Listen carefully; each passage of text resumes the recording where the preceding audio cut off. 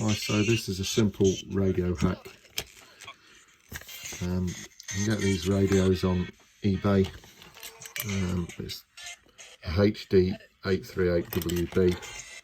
This is it's currently running on FM, but as it shows on the back, it's got AM and world band, so it's like an air band. So you can take the front cover off, and basically there's two holes that in the label. Make two holes, unscrew the screws.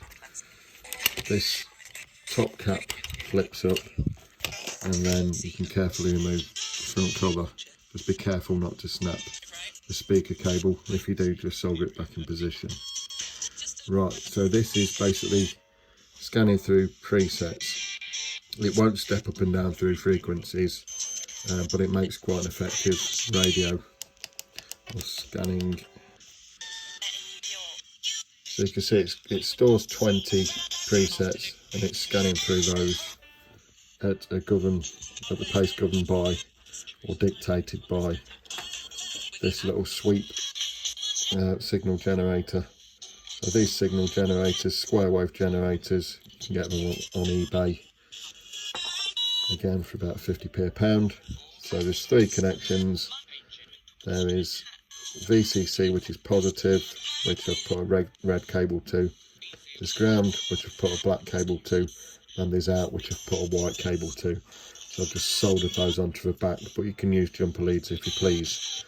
So the black and red cables go to the corresponding battery terminals, so they're quite easy to identify because the radio uses a black and a red cable for its power.